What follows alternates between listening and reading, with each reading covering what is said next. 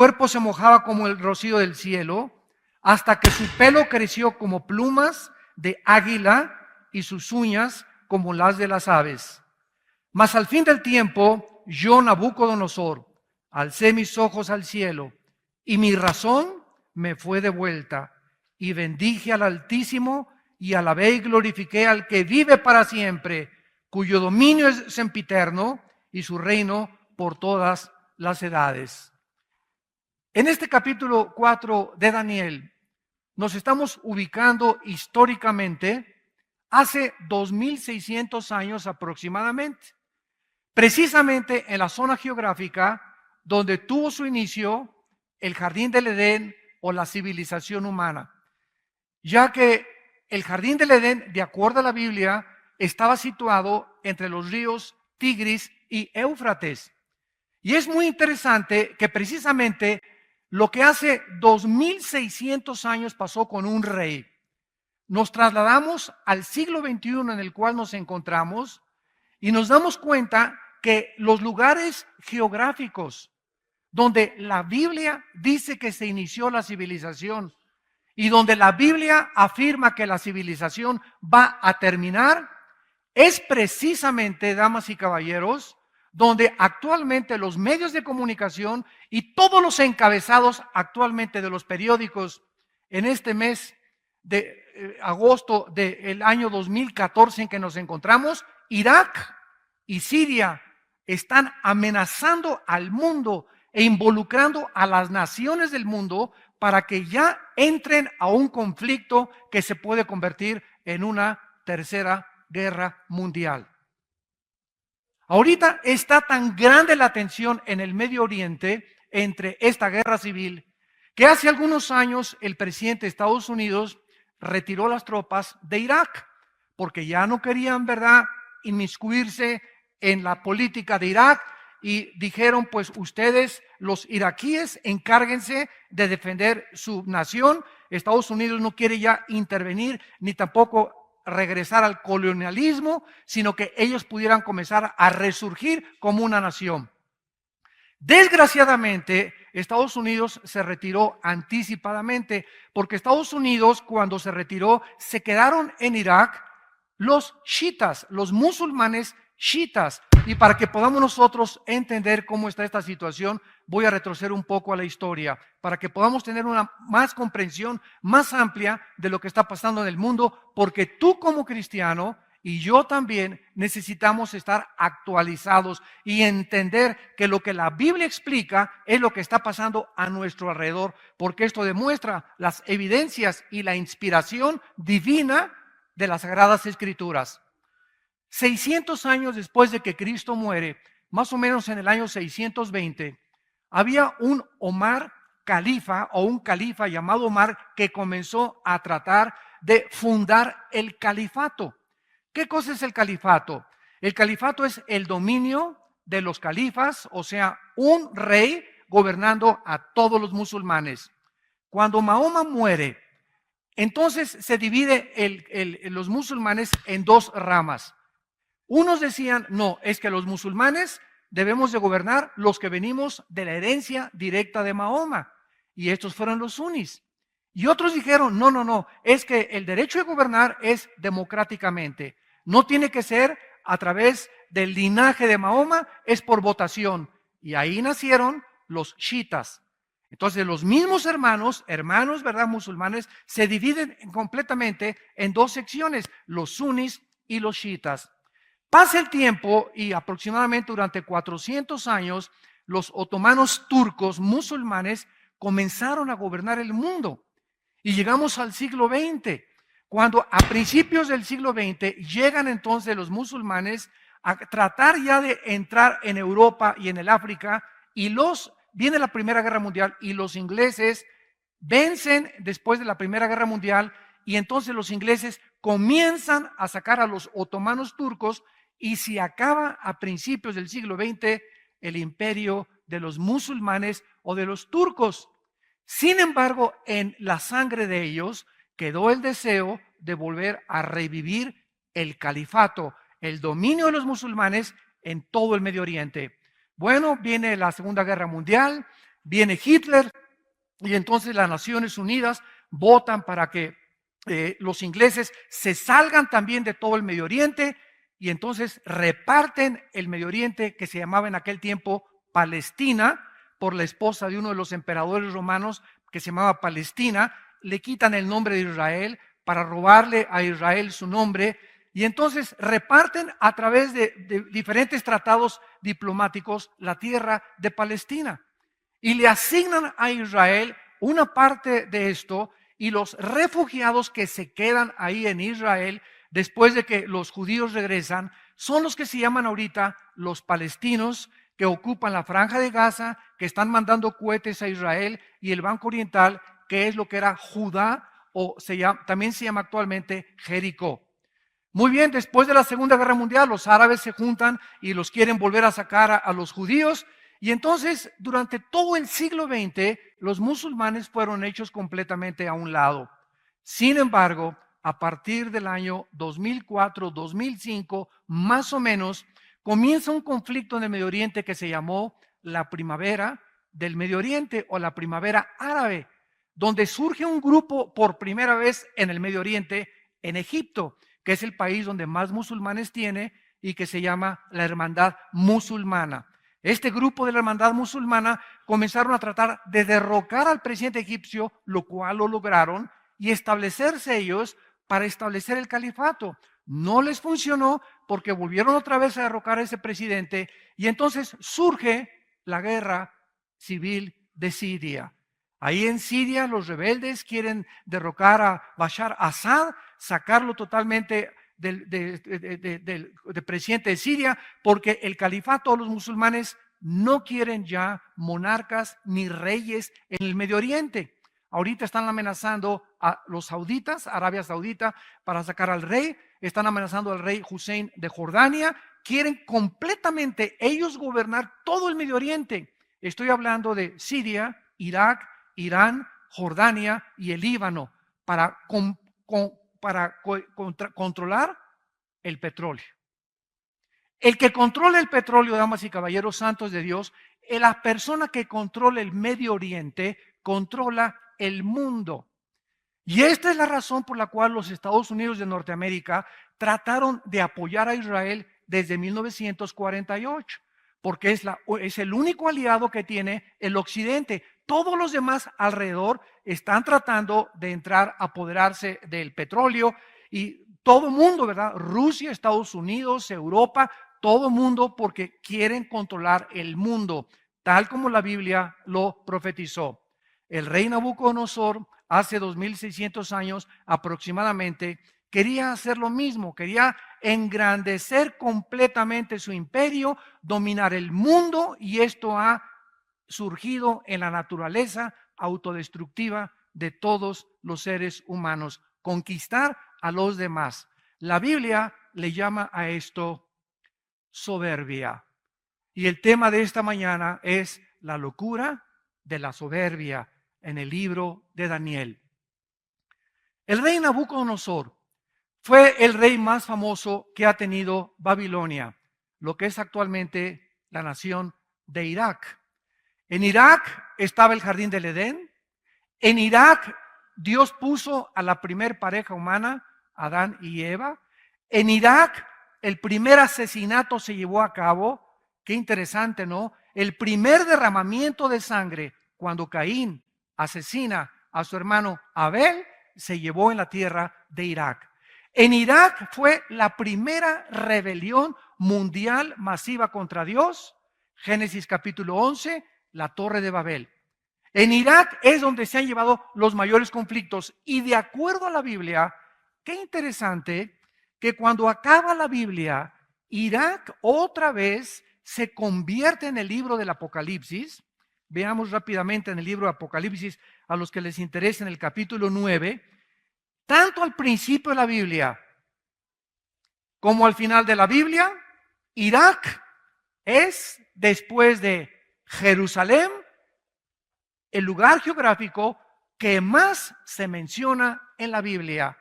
En la Biblia aparece con el nombre de Babilonia, o la tierra de Sinar, o la tierra de los caldeos.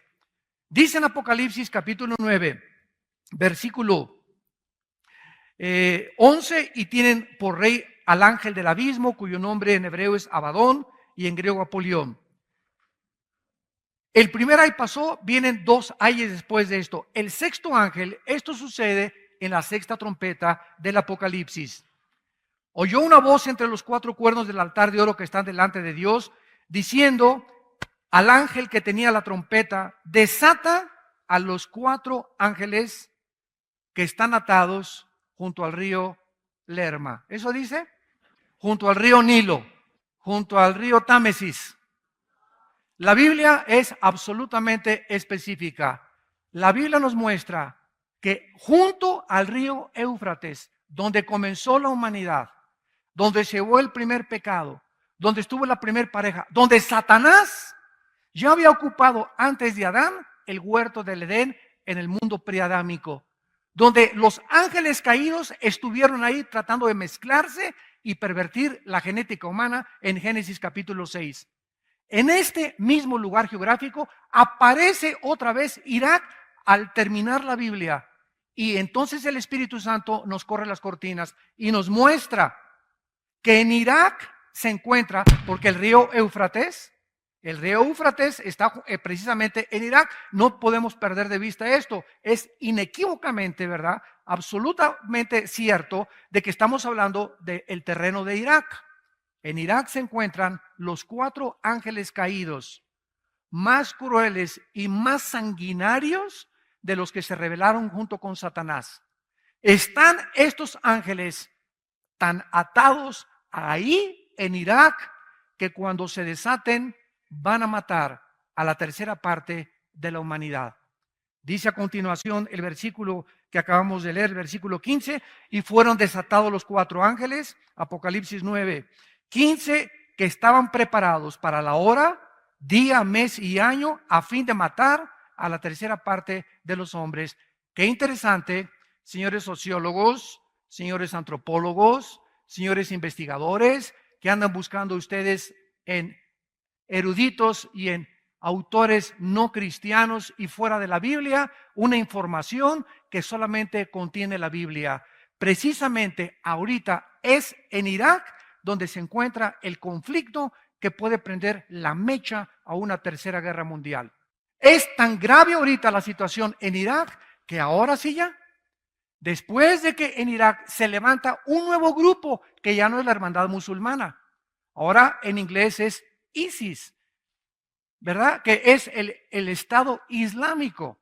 Entonces, este grupo islámico que en inglés se llama ISIS, Islamic State de Irak y de Siria, que es la traducción al español, quieren revivir el califato bajo un hombre que se llama Abu Baghdadi. Y este hombre está junto a un ejército de 20,000 hombres. Al Qaeda es Pinocho junto con ellos. Los mismos líderes de Al Qaeda han dicho: ni siquiera nosotros tenemos la crueldad de cortarle las cabezas y abrir los vientres de las mujeres y exhibirlos por todos lados, como lo hemos visto, con la sangre fría de estos grupos, completamente, nosotros lo sabemos, completamente endemoniados. Es un ejército de demonios en el Medio Oriente, que están avanzando ya desde Siria, tomaron Mosul, tomaron Tikrit, que era la ciudad donde nació Saddam Hussein, y están avanzando hacia Bagdad. Ahora que comenzaron a avanzar hacia Bagdad, el grupo del Estado Islámico, entonces Estados Unidos despertó, el presidente Obama despertó y dijo: Dios mío, comenzaron por todos lados, ¿quién los va a detener? Si llegan a Bagdad, en Irak, donde todos son chiitas, en Arabia Saudita son chiitas, en Irán son chiitas, y de una forma tienen que detener a los sunnis musulmanes que no se apoderen de Bagdad. ¿Quién lo va a hacer? Entonces Estados Unidos consintió de comenzar a mandar aviones F-18 de guerra para comenzar a bombardearlos desde el aire, porque no quieren mandar tropas terrestres todavía, porque costaría billones de dólares que Estados Unidos ya no tiene. Entonces hay un vacío impresionante en el mundo de liderazgo. Durante más de 60 años, desde la Segunda Guerra Mundial, ¿quién ha tenido la preeminencia? ¿Quién ha sido el policía del mundo para combatir a los nazis, a los fascistas y a los comunistas? Estados Unidos de Norteamérica, con Europa, Inglaterra, etcétera, etcétera. Pero ahora que Estados Unidos ha caído económicamente, ahora que Europa se encuentra, España, Portugal, Grecia, Italia en la bancarrota económica, ahora que Alemania ya no tiene dinero para prestarles a las naciones para poder ayudarlas como tenían después de la Segunda Guerra Mundial, hay un vacío impresionante en el mundo. Y este vacío, ¿quién lo va a ocupar? ¿Quién va a cuidar ahora a todos estos salvajes de que se apoderen del mundo? Antes era Estados Unidos, Inglaterra y Europa, ya no quieren entrar. ¿Por qué no han podido detener a Putin? Putin llega con sus tropas descaradamente a Ucrania, se apodera de la península de Crimea, donde está el Mar Negro y donde está la base naval más grande de Rusia. ¿Por qué? Porque de ahí brinca Rusia, tal como Ezequiel capítulo 38 lo profetizó hace 2500 años en la Biblia. Rusia, Magog, Rosh y Magog van a brincar junto con Irán para atacar a Israel y apoderarse del petróleo. Todas las cosas que están profetizadas en la Biblia, ¿verdad? Lo tenemos en este libro que escribí y lo pueden encontrar ustedes también en la palabra de Dios. Pero ¿quién va a detener ahora este grupo? Pues están tratando de bombardearlos desde el aire y entonces ahora Europa dice ya no podemos entrar. Y ahora Putin, sabiendo claramente el presidente de Rusia de que hay un vacío de liderazgo, que Obama no va a ejercer el liderazgo militar, ya comienza a avanzar. Esta semana pasada mandó más de 50 camiones con la bandera de ayuda para alimentar a los pobres, cargados completamente de armas, para poder conquistar completamente después de Ucrania, Lituania, Estonia y las naciones que están frontera con Rusia y comenzar a resurgir. Él quiere resurgir a la antigua Unión de repúblicas soviéticas. Los musulmanes quieren volver a resurgir el nuevo califato. Y por todos lados alguien tiene que levantarse. Ahora que Estados Unidos está completamente hecho a un lado, alguien tiene que levantarse y tomar el liderazgo. La pregunta es, ¿quién lo va a tomar? Y la persona que tome el liderazgo es la que va a precipitar al mundo a donde las profecías bíblicas dijeron que el mundo se dirigía. Toda esta información es maravillosa a la luz de la Biblia y el ejemplo que tenemos en el rey Nabucodonosor, presidente rey de Irak, del imperio babilónico, el más grande que ha existido después del imperio romano, era precisamente que este rey comenzó a ensoberbecerse y a creer que él podía gobernar el mundo hasta que 3 veces, regresamos al libro de Daniel, 3 veces se le da este mensaje al rey de Irak.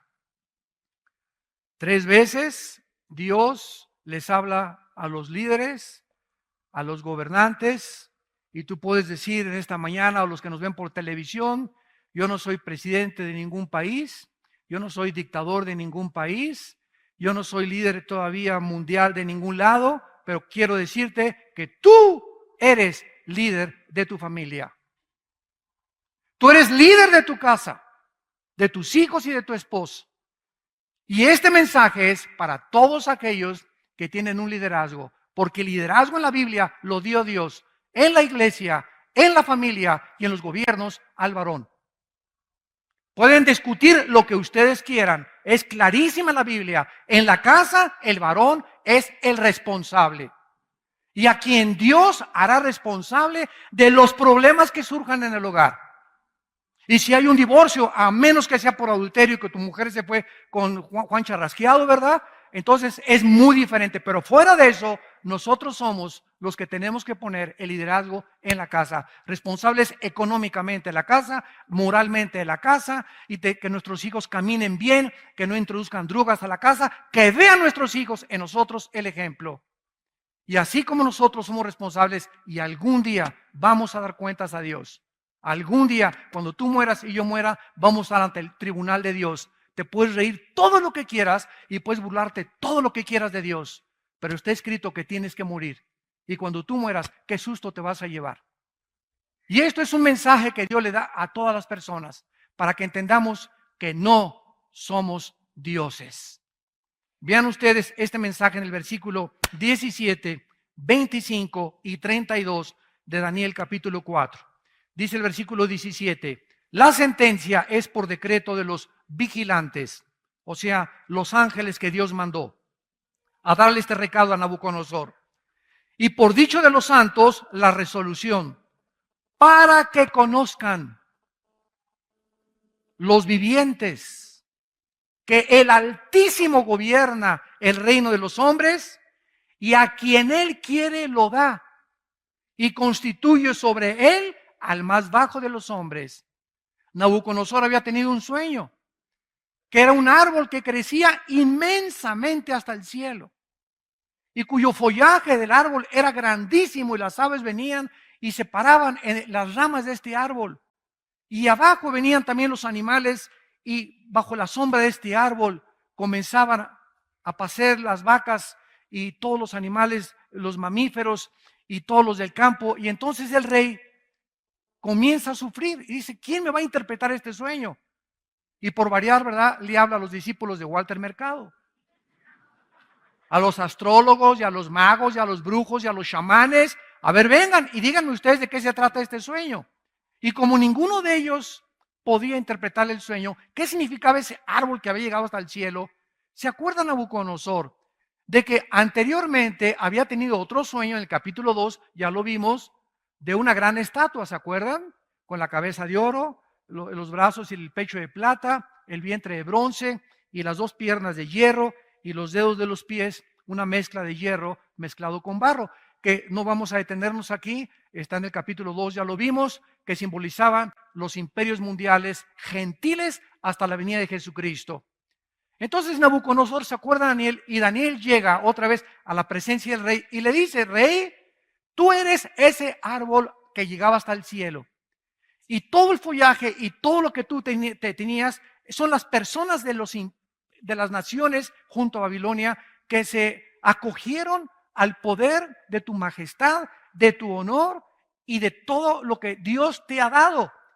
Sin embargo, la Biblia nos muestra que cuando Dios le interpreta este sueño a Daniel, Daniel le dice, pero Dios dice que ahora van a cortar este árbol y esto significa que tu reino ha terminado, pero vamos a dejar las raíces, dice la interpretación del sueño, significando que si tú te arrepientes, puedes regresar a gobernar, pero en este lapso vas a perder la razón.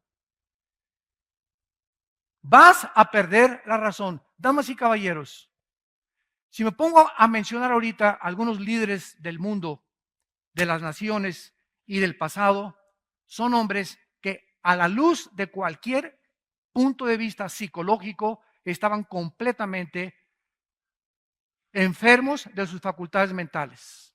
José Stalin, Adolfo Hitler, Alejandro el Magno, Saddam Hussein, Atila, Muammar Gaddafi y todos estos líderes del pasado y de hace algunos años que nos damos cuenta que ¿qué les sucedió? Se ensoberbecieron. Se ensoberbecieron. ¿Y cómo acabaron estos líderes? Y lo que dice la Biblia, ¿verdad? Dice en el versículo 17, la sentencia es de los vigilantes hasta que conozcan los vivientes que el Altísimo gobierna. Y cuando Daniel le comienza a interpretar todas estas cosas, le dice claramente en el versículo 23, y en cuanto a lo que vio el rey, que un vigilante santo descendía del cielo y decía, corten el árbol, destrúyanlo, mas la cepa de sus raíces dejen en la tierra con atadura de hierro y de bronce en la hierba del campo, y si ha mojado con el rocío y con las bestias del campo, sea su parte, hasta que pasen sobre él 7 tiempos. Esta es la interpretación, mi Señor. Versículo 25, que te echarán de entre los hombres. Con las bestias del campo será tu morada, con hierba del campo te apacentarán, como a los bueyes, con el rocío del cielo serás bañado, y 7 tiempos pasarán sobre ti, hasta que conozcas, por segunda vez se le dice, hasta que conozcas que el Altísimo tiene dominio en el reino de los hombres y que lo da a quien Él quiere. ¿Qué ha sucedido con todos estos dictadores? ¿Cómo murió Hitler? Escondido como un pollo mojado, remojado, en un búnker, y agarra la pistola y se vuela la tapa de los sesos. El mismo hombre que años antes o meses antes había dicho: yo soy el líder del Tercer Reich. Y donde todos los hombres decían: ¡Ja, Hitler!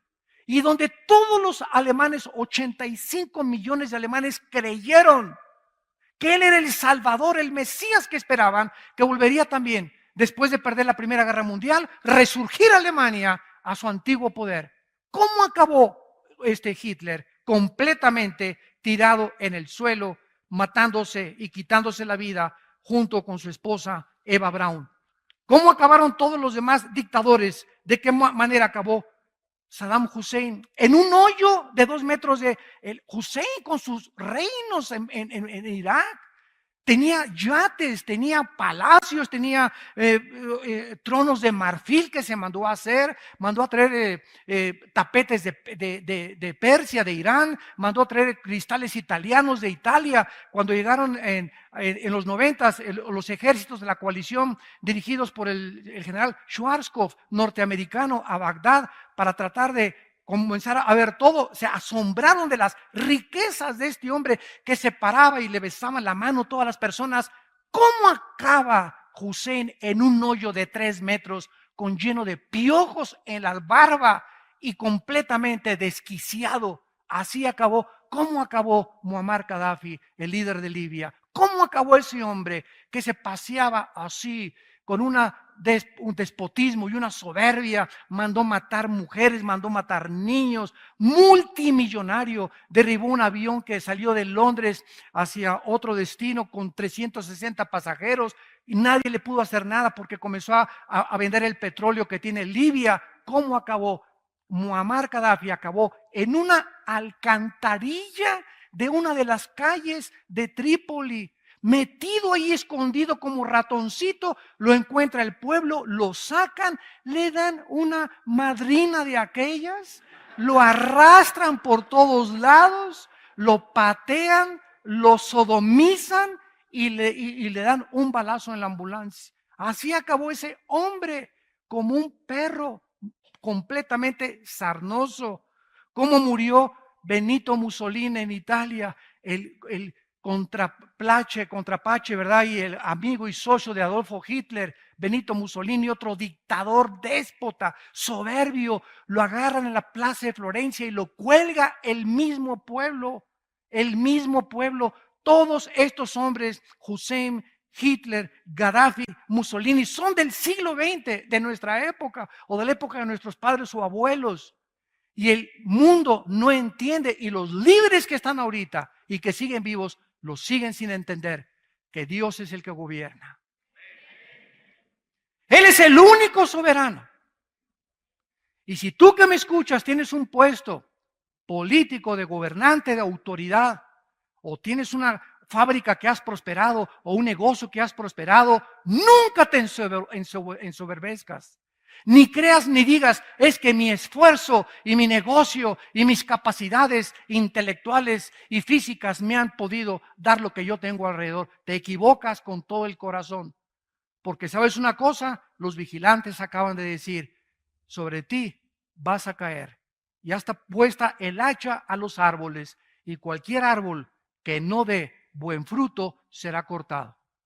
Miren ustedes en el libro de Deuteronomio, en el Antiguo Testamento, en el capítulo 8. Dios, desde antes que su pueblo entrara a la tierra de Canaán, Dios sabe lo que hay en el corazón humano: soberbia. A continuación vamos a explicar lo que es la soberbia, porque tú puedes creer que no lo eres y secretamente serlo y no te has dado cuenta. Y es un veneno grandísimo que va a impedir y va a seguir impidiendo que Dios te bendiga. Hay cantidad de cristianos. ¿Por qué no me bendice? ¿Por qué no prospera mi negocio? ¿Por qué no salgo adelante? ¿Por qué no tengo paz? ¿Por qué tengo que usar pastillas tranquilizantes, Equanil, Valium, ¿Por qué estoy en este estado de estrés? ¿Por qué no puedo descansar ni cuando me voy a acostar? ¿Por qué no tengo paz? Puede ser en lo más profundo de tu vida que vives con soberbia. Y si hay un pecado que Dios abomina, es la soberbia. Y antes de que su pueblo entrara a Canaán, Dios les advirtió, versículo 11, cuídate de no olvidarte de Jehová tu Dios. Deuteronomio 8, versículo 11. Para cumplir sus mandamientos, sus decretos y sus estatutos que te ordeno hoy. Escucha la advertencia. No suceda que comas y te sacies y edifiques buenas casas en que habites y tus vacas y tus ovejas se aumenten y la plata y el oro se te multipliquen y todo lo que tuvieres se aumente. ¿Y cuál es el problema cuando comenzamos a prosperar y en nuestro corazón hay soberbia? Se enorgullece nuestro corazón. Esta es la razón por la cual muchos de ustedes no han sido bendecidos tal vez económicamente. O no han podido prosperar a otro nivel y sigues como perico perro desde hace 10 años. ¿Por qué? Porque si Dios te bendijera, y ahora se ha hecho la famosa herejía de la doctrina de la prosperidad. No, tú haces esto, haz un pacto, ¿verdad? Y vas a tener dinero, y vas a tener el otro, y se va a sanar tu esposa y todo va a decir vencido, pero nunca dicen las condiciones para eso. Claro que Dios nos quiere bendecir, pero si tú eres una persona humilde de corazón. Porque si Dios te bendice con dinero y tú eres soberbio en tu vida, ese dinero, esos negocios que estás haciendo, se van a convertir en tu vida en una maldición. ¿Sabes por qué? Porque cuando uno tiene dinero o cuando uno prospera sin Dios, no sabe cómo usar el dinero. Y lo vas a usar y te lo vas a gastar en lo que menos te imaginas. Y tus negocios van a comenzar a fracasar porque hay un problema en tu vida. Ya Dios no te quiere dar más. Porque no eres generoso ni eres administrador de lo que Él te ha dado. El que es fiel en lo poco, será fiel en lo que tiene mucho. El que en lo poco es infiel, no esperes que Dios te dé más, porque en lo poco que Dios te ha dado no ha sido fiel. Entonces, este es el peligro, que se enorgullezca tu corazón. Escucha lo que dice, y te olvides de Jehová tu Dios, que te sacó de la tierra, de Egipto, de casa de servidumbre. Versículo 16, que te sustentó con maná en el desierto, comida que tus padres no habían conocido, afligiéndote y probándote para a la postre hacerte bien, y digas en tu corazón, mi poder y la fuerza de mi mano me han traído esta riqueza. Esa es la soberbia, tratar de buscar tu identidad aparte de Dios. Tratar de ser algo o de alguien y sacar a Dios de la ecuación. Tratar de creer que podemos llegar a los 50, 60 años de edad y podemos hacer esto, artistas de cine o deportistas, políticos o en el área en la que tú te encuentres, y creer, tú puedes llegar a alcanzar eso, sí lo puedes llegar a alcanzar, pero ¿sabes una cosa? Ve los artistas que se están suicidando, ve las cantantes que se están quitando la vida. Oye, Whitney Houston, qué voz más preciosa esta negrita. Tenía todo joven, no más de 40 años. Millonaria, se quita la vida. La que vestía a la esposa del presidente Obama, que era esposa o amante, no sé, de los Rolling Stones, se suicida en su closet y se cuelga. Era la modista más famosa de Nueva York. Este muchacho que hizo una película de hacer reír a todos los niños, Robin Williams, se acaba de quitar la vida en una depresión profunda. Y dice, es que yo por afuera reía y lloraba por dentro.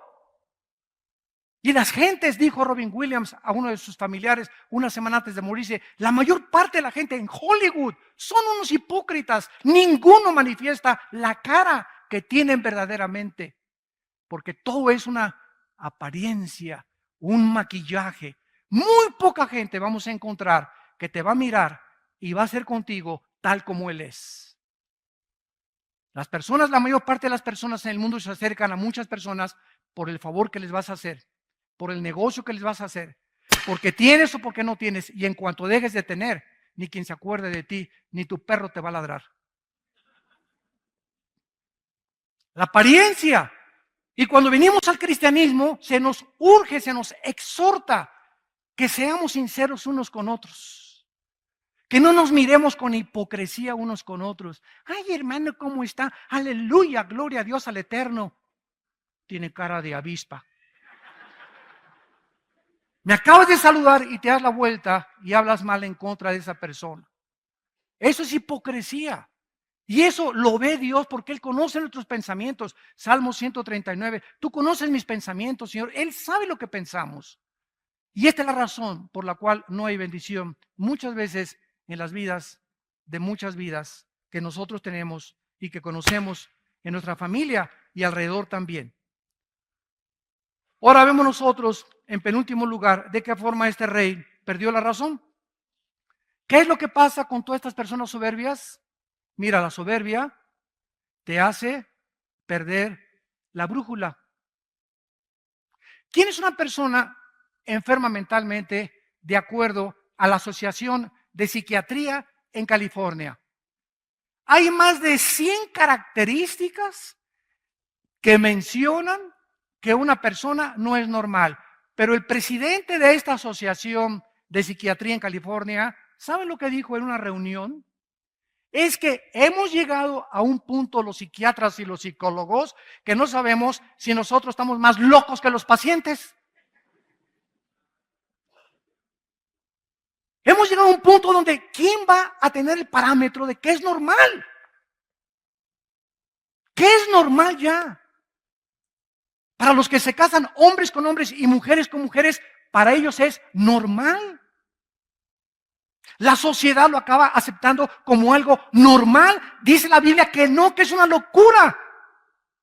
Que es insanidad mental completa. Han perdido la brújula y le están llamando a lo malo bueno y a lo bueno malo. Hemos llegado a un punto en la sociedad en la que vemos la televisión y ya es normal ver adulterios en las telenovelas. Ya es normal que las niñas se acuesten antes de acostarse con sus novios. Ya es normal tener un amante, una canita al aire. Ya es normal violar, ¿verdad?, a la sociedad, violar al gobierno, no pagar impuestos, etcétera, etcétera.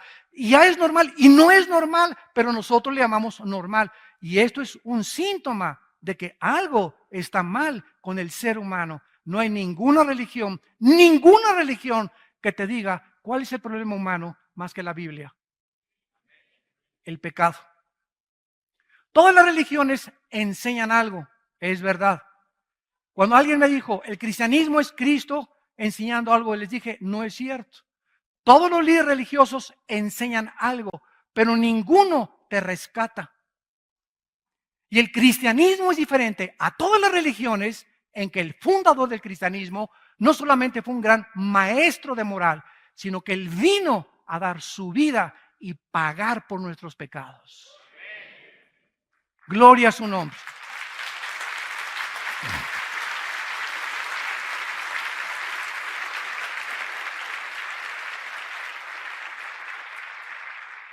Esa es la grandeza del cristianismo. Es la diferencia del cristianismo a cualquier otra religión. Todas enseñan algo. Confucio enseñó algo, Mahoma enseñó algo, el Zaratustra enseñó algo, pero ninguno de ellos vino a rescatar a la humanidad, más que el Hijo de Dios en una cruz. Y cuando venimos a la historia del Hijo de Dios, a la historia de las naciones, a la arqueología moderna, a la genética, a la física, a la química, a la antropología, y la comparamos con la Biblia, decimos, es más moderna que el periódico de mañana en la mañana. Y esto es lo que está pasando en el mundo, son las evidencias más grandes. El otro día tuve la oportunidad de ver un programa de esos que hacen entrevistas en una estación de televisión, CNN, en un programa que se llama Cala. Y entrevistaron a un ateo, entrevistaron a un cura católico y entrevistaron, entre comillas, a un teólogo de una universidad de Florida. Y el ateo comenzó a decir, bueno, de veras, una risita que es clásico de los ateos, burlona. Yo todos los debates que he tenido con ateos siempre, sí, ¿verdad? Sí, estás loco.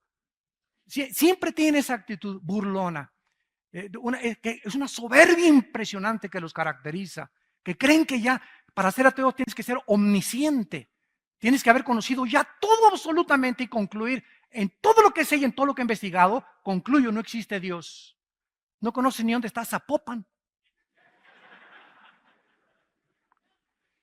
Y el ateo dice, es que el Dios del Antiguo Testamento era un dictador, mandó matar a las personas. Y es una contradicción, atacando desde siempre. El ataque no es contra los musulmanes, ni contra los budistas, ni contra, es siempre los ataques siempre serán contra el cristianismo y contra la persona de Cristo. Nunca atacan a Buda, nunca atacan a Zoroastro, nunca atacan a Confucio, siempre es Cristo, la cruz o el cristianismo. Qué interesante, ¿verdad? No es coincidencia.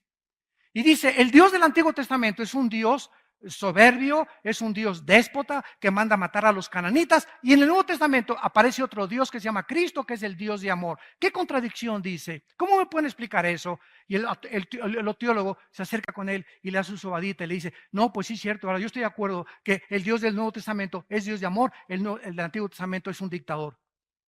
El que mejor respuesta tuvo fue el curita de Nueva York. Por lo menos dijo cosas coherentes, me sorprendió. Reflejaba bastante paz el hombre y contestó claramente, ¿verdad? Claro que Dios es amor, pero Dios es un Dios también en el que en su carácter tiene que castigar la maldad. Si la maldad no fuera castigada, ¿qué sucedería? ¿Qué pasaría si no hubieran detenido a Hitler, a los nazis? ¿Qué hubiera pasado si no detienen a Mussolini en el fascismo en Italia? ¿Qué hubiera pasado si no se detiene a la Unión de Repúblicas Socialistas y expande el comunismo en toda Europa? ¿Qué hubiera sucedido? Estaríamos completamente a merced, estaríamos encarcelados a merced de dictadores. Y se tiene que usar la fuerza, señores, y la violencia y el ejército y los balazos y los macanazos, desgraciadamente, contra la violencia del ser humano y el pecado del ser humano. No hay otra forma de detener la maldad. Imagínate que te pasaras el alto y el policía te dijera peace and love. Como no me hacen nada, ¿verdad? No, pero, si me ven, ¿verdad? No me lo paso porque hay una fuerza restrictiva que está diciendo, hay una consecuencia si me paso un alto, hay una consecuencia si violo las leyes de una sociedad, hay una consecuencia si no llevo mis exámenes a la escuela, me reprueban y me pueden expulsar, hay consecuencias de nuestras acciones y las consecuencias muchas veces son graves. Y no le eche la culpa al juez que te condena a cadena perpetua, sino a la maldad que no has querido sacar de tu propio corazón, a la soberbia de vivir independiente de Dios. De creer que puedes encontrar tu identidad, no en los Rolling Stones, no en Madonna, no en el deportista, no en aquello. Por eso hay tanto idolatría en el mundo de deportistas, artistas. Cada presidente que entra es el Salvador, ese es el Mesías. Siempre la gente en los hombres, en los hombres, en los hombres. Y ningún hombre es perfecto para poder cambiar nuestro corazón. Cristo vino a cambiar nuestra vida interna, a librarnos de esa soberbia, para que entendiésemos que separados de Él, nada podemos hacer. Vean ustedes aquí en Proverbios capítulo 11, versículo 2, en el Antiguo Testamento, dice la Biblia, hablando de la soberbia, el rey Salomón. Proverbios capítulo 11, versículo 2. Cuando viene la soberbia, viene también la deshonra, mas con los humildes está la sabiduría. Toda persona que se levante contra Dios, llámese padre de familia, dictador, diputado, juez, presidente, gobernante, director de una compañía, llámese como le quieras llamar, cualquier persona que busque su identidad o busque creer, encontrar en la vida su identidad aparte de Dios, será deshonrado tarde o temprano, como lo han sido estos dictadores que acabamos de mencionar. No es coincidencia que todos estos grandes hombres que se sentaron en tronos de oro, que tuvieron el clamor y la alabanza de millones de personas, acabaron como ratas, como perros sarnosos, desposeídos de toda su gloria, de su familia, de sus hijos. Su mismo pueblo los crucificó. La soberbia es hermana de la deshonra, mas con los humildes está la sabiduría. No hay ninguna persona en esta mañana que nos escuche, tampoco a través de los medios masivos de comunicación. No hay ninguna persona que pueda tener sabiduría para educar a su familia, para educar a tu esposa, para mantener tu matrimonio, para administrar sabiamente tu negocio, que no sea humilde. Porque es la humildad la característica imprescindible para poder administrar, gobernar una nación, gobernar mi casa, gobernar la escuela, mi negocio, todo mi dinero, mis cuentas del banco. Necesito sabiduría. Y esta sabiduría Dios la da solamente a los humildes, a los que han reconocido que el Altísimo gobierna, que cada mañana que me levanto, tengo que estar de rodillas ahí junto a mi cama, diciéndole: Padre Santo, tú eres el único que este día me vas a sostener. Yo, separado de ti, no puedo hacer nada, no soy nadie absolutamente sin ti, Señor. Ayúdame con mi esposa, ayúdame con mis hijos, dame sabiduría para administrar este dinero, dame sabiduría para este negocio, dame sabiduría. Me levanto en la mañana, me lleno de la palabra de Dios, tengo comunión con Dios y comienzo a enfrentar la vida con esa sabiduría que solo el Espíritu Santo puede dar. Y esa sabiduría, escuchen, siempre va acompañada de paz interior. Nos sentimos tranquilos. Llegamos en la noche a la casa y me acuesto tranquilo. Y no estoy como Pepita en comal. Y me despierto a las 11 y eso, y pienso, ¿y qué haré mañana? Y a la 1 de la mañana, y prendo un cigarro a la 1 de la mañana, o se echa un mezcal a las 2 de la mañana, o unas pastillas tranquilizantes, y te levantas como león enjaulado. Ya tus hijos no tienen comunión contigo, no tienes tiempo para nada, te vas de vacaciones y el domingo que es para descansar, llegas a tu casa y a seguir trabajando, porque eres un hombre trabajador. Eres tonto. Eso no es sabiduría. Dios quiere que disfrutes tus hijos, tu familia, el tiempo, Chapultepec, los árboles, el caballo, el rancho. No pienses en nada. Juega con tu perro Fido, juega con tus hijos, carga a tus nietos. Dios quiere que disfrutes la vida, que goces la vida. Una sola vida vivimos nada más. ¿Crees que vale la pena vivirla miserablemente como hasta este momento muchos la han vivido por la soberbia de su corazón? Dice Proverbios 16, versículo 18. Antes del quebrantamiento es la soberbia, y antes de la caída, la altivez del espíritu. Tarde o temprano, todos los soberbios serán quebrantados. ¿Por qué fueron quebrantados? Porque antes de que Dios mete la hacha al árbol, el árbol se infló como un pavo real. Y estabas así como guajolote. Como guajolote, ¿verdad? Te creías el rey, papucho de papuchos. Yo aquí, ¿verdad? Y guapo o bella, esto y el otro. Manejabas tu carro así, no volteabas. Al que te limpia los vidrios, quítate, chamaco feo, mugroso, no pares. Espérame tantito, ¿verdad? ¿Cuánta soberbia hay en el corazón? Ese pobre muchacho que te está limpiando los vidrios o que te da grasa en los zapatos, no tuvo la oportunidad que tú tuviste para ir a la universidad. No tuvo los padres ni los abuelos que tú tuviste para haber heredado lo que tú tuviste. ¿Crees que tú eres suficiente porque eres doctor o porque tienes un título, porque tienes dinero? ¿Te crees superior a un albañil, a un plomero, a un carpintero, a un chofer? ¿Por eso crees que tienes el derecho de tratar a esa gente de esa manera porque los consideras más bajos que tú? Eso se llama racismo. Y el racismo es una enfermedad del alma que hace creer a muchos seres humanos que por el color de ojos, color de piel, posición social, posición del club, les da el derecho de creer que son diferentes a los demás. Soberbia. Y Dios abomina esta soberbia. Llegas aquí a una iglesia como esta de Vía Nueva para el Mundo aquí en Toluca y te dice el del seguridad: no se estacione ahí. ¿Y tú quién eres? ¿Sabes quién es? No es nadie, tal vez. Y tú que eres peor que él. Tú eres un chícharo de aguapuerca. ¿Quién eres tú? Y contesta, ¿y tú quién eres? el rey de este mundo, él es una persona asignada por los pastores para ayudar a acomodar los carros. Pero tu soberbia, ¿usted quién es? Y yo no sabe, ¿qué no vio las placas que traigo? Uno sabe quién soy yo, que vengo de traje y todo. Quítese. Así nos han reportado muchas veces que muchas personas llegan así, que les dicen a los edecanes también, quítese. O te dicen, no se sienten ahí, yo me siento donde me da la gana. Soberbia. ¿Por qué? Porque tu corazón te dice, yo no tengo por qué humillarme contra esa persona. ¿Quién es? A menos que tenga un tipo de militar o alguna cosa. No, es un trabajador de la iglesia.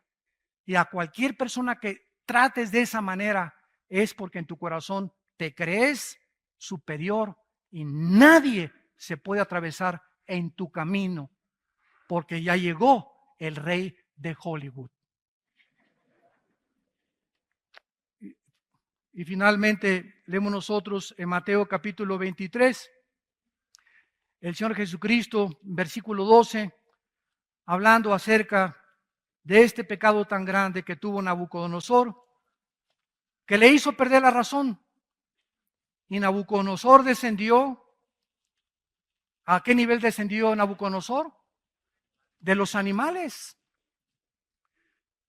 ¿Cuál es el nivel de los animales? Mira, los animales matan por sobrevivir. La jungla la naturaleza está llena de violencia. Ve esa serie en la televisión, Animal Planet, en lugar de las telenovelas. Cosas que te edifiquen. Y ve las hormigas entre ellas matándose a las grandes, la ley del más fuerte. El tiburón comienza a los chiquitos, los leones, ¿verdad?, sobre las cebrillas indefensas. Es una violencia en la naturaleza, pero toda esa violencia que ves, ninguno de ellos, ni las hormigas, ni los leones, ni los cocodrilos, ni los tiburones, a ninguno de ellos va a juzgar Dios. Todos ellos no son culpables de esa violencia. De acuerdo a la Biblia, esa violencia que nos rodea en el mundo animal, en el mundo de los insectos, el ébola, esos virus que atacan el cáncer, que es el cáncer, son células que atacan a las demás, violencia internamente, violencia en el mundo microscópico, violencia en el mundo macroscópico, cometas que se salen de su trayectoria, todo eso que vemos fuera de lo normal, tiene una causa, de acuerdo a la Biblia, el pecado humano. Cuando Dios creó al hombre a su imagen y semejanza, Dios asoció la moral del ser humano con lo que pasa alrededor. En el momento en que Adán y Eva se rebelan contra Dios, las flores comienzan a tener espinas, los alacranes veneno, las víboras veneno, los leones se convierten feroces y todo esto se cambiará cuando Cristo regrese en el milenio. Entonces, qué interesante, ¿verdad? Que mientras más pecado, más fuerza la naturaleza se venga de nosotros. Vean, hace 15 años, tornados, terremotos, huracanes como jamás hemos visto, las cosas que están pasando. Ahorita está a punto de explotar en Islandia un volcán también. Todo lo que está pasando, ¿dónde está Dios? ¿Dónde está Dios? Dios está en tu corazón si tú quieres tenerlo. Pero sabes una cosa, todo lo que está pasando es por el pecado humano, ¿ya? Hombres con hombres, mujeres con hombres, mujeres, divorcios están al por mayor por todos lados, los jóvenes desorientados, no hay luz, no hay una brújula, cada quien hace lo que bien le parece que está dentro de su corazón. Esta es la filosofía con la cual se resume la humanidad. Cada quien hace lo que le parece según en su corazón. Pues para mí esto es bueno, para ti es malo. Tú sigue con eso, para mí esto es bueno. ¿Sabes una cosa? Si fuera así, el relativismo, entonces, ¿quién nos da el parámetro y la línea y la medida de la moral? Para eso nos dejó Dios este libro. La Biblia, para que sepamos qué es bueno y qué es malo. Si Dios condena algo aquí es porque es malo. No lo dices tú, la doctora Corazón, Walter Mercado, el psiquiatra, ni el psicólogo. Lo dice Dios. Él estableció las leyes morales para que sobreviviéramos. Y por eso estamos a punto de autodestruirnos por la soberbia que han sacado a Dios de sus corazones. Y finalmente dice Mateo 23, versículo 12, porque el que se enaltece será humillado y el que se humilla será enaltecido.